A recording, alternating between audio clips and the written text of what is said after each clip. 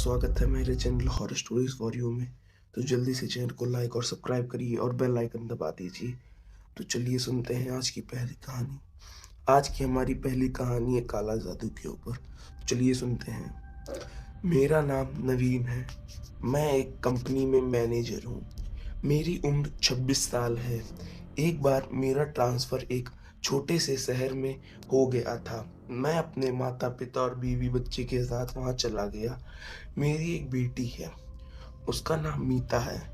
जब हम उस घर गए तो वो काफ़ी बड़ा था। हम अच्छे से सेटल होने के बाद मम्मी-पापा को भी यहीं ला दिया। शुरू में हम अच्छे से रह रहे थे। हमारे पड़ोसी भी बहुत अच्छे थे, लेकिन हमारे घर के सामने वाला घर बहुत अजीब था। उसमें एक बूढ़ा-सा आदमी रहता था।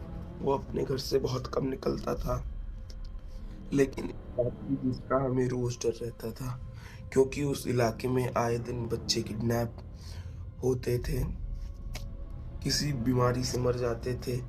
ये सिर्फ़ हमारे इलाके की बात नहीं थी, बल्कि हमारे आस-पास के इलाकों में भी ऐसा ही हो रहा था। कुछ बच्चों ने तो आत्महत्या भी कर ली थी। हमारी ज़िंदगी बहुत अच्छे से कट रही थी, लेकिन एक दिन हमारी बेटी खेल रही थी, तभी मेरी बेटी की बॉल उस आदमी के घर चली गई। मेरी बेटी जब बॉल लेने गई, तो वो बॉल लेके आ रही थी, तभी उसका पैर कीचड़ पे फिसल गया और गिरकर सर पे चोट लगने की वजह से वो बेहोश हो गई। तभी कुछ लोगों के चिल्लाने की आवाज़ आई। आवाज़ सुनकर हम लोग तुरंत बाहर गए, तो देखा हमारी बेटी बेहोश हो गई थी। मैं तुरंत भागा और गाड़ी में बेटी को बैठाकर डॉक्टर के पास ले गया। डॉक्टर ने सर पर पट्टी बाँधी और कुछ दवाइयाँ देकर घर भेज दिया। मैं उसे घर ले आया और ले जाकर सुला दिया। रात में मेरी बेटी चिल्लाने लगी, क्योंकि उसका सर दर्द कर रहा था। उस टाइम शाम के 8 बजे थे। मैं तुरंत उसे डॉक्टर के पास ले गया। डॉक्टर ने एडमिट किया और बताया, सर में गहरी चोट लगी है, इसलिए दर्द कर रहा है। डॉक्टर ने कहा कि कुछ दिन एडमिट करना होगा। मैंने कहा ठीक है डॉक्टर। हॉस्पिटल में कई दिन एडमिट रहने के बावजूद उसकी हालत में कोई सुधार नहीं आ रहा था। हम बहुत परेशान हो गए थे। डॉक्टर भी बीमारी का पता नहीं लगा पा रहे थे, तो हमने अपनी बेटी को घर पे इलाज करवाने लगे, लेकिन वो ठीक ही नहीं हो रही थी। हमें उस बाँचने की आशा छोड़ चुके थे। तभी कुछ दिन बाद मेरी पत्नी की चाची ने एक बाबा का नाम बताया और कहा एक बार इन्हें भी दिखा लो। लेकिन मैं नहीं मान रहा था, क्योंकि मुझे इन सब पे विश्वास नहीं था। लेकिन मेरी माँ और पत्नी ने ज़ोर दिया और कहा, इतने डॉक्टरों को दिखाया पर कोई असर नहीं हुआ, एक बार उन्हें भी दिखा दो। तो अगले दिन मैं उस बाबा के पास ले गया, तो उस बाबा ने मेरी बेटी को एक घेरे में खड़ा किया और माथे पर कुछ लगा दिया। तभी मेरी बेटी बेहोश हो गई। उस बाबा ने बताया कि तुम्हारी बेटी के ऊपर एक साया है। ये साया आम साया नहीं है, काले जादू से डाला गया है।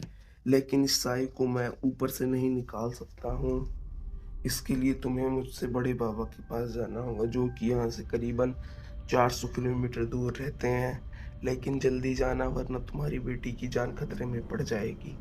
रास्ते में उस आत्मा ने मुझे रोकने की बहुत कोशिश की, लेकिन मैंने अपनी बेटी को कार की सीट से बांध दिया।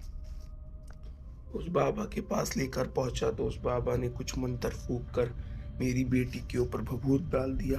तभी मेरी बेटी बेहोश हो गई और कहा कि आत्मा को तो मैंने निकाल दिया है, लेकिन तुम्हें उस तांत्रिक को ढूंढना होगा जो ने इस पर काला जादू किया है। जब अपनी बेटी को लेकर घर पहुंचा, तो पुलिस उस बूढ़े आदमी को ले जा रही थी। जब मैंने पूछा तो पता चला यह आदमी आसपास के बच्चों पर काला जादू करता था और उनकी बलि चढ़ा देता था, उन्हें काबू में करके। मुझे याद आया, जब मेरी बेटी बॉल लेने गई थी, तभी उसने मेरी बेटी पर काला जादू डाल दिया होगा। उसके बाद मैंने कंपनी से बात करके अपना ट्रांसफ़र दूसरी जगह करवा दिया। अब हम बहुत खुशी-खुशी रहते हैं। तो ये थी हमारी आज की पहली कहानी। चलिए चलते हैं आज की दूसरी कहानी के ऊपर।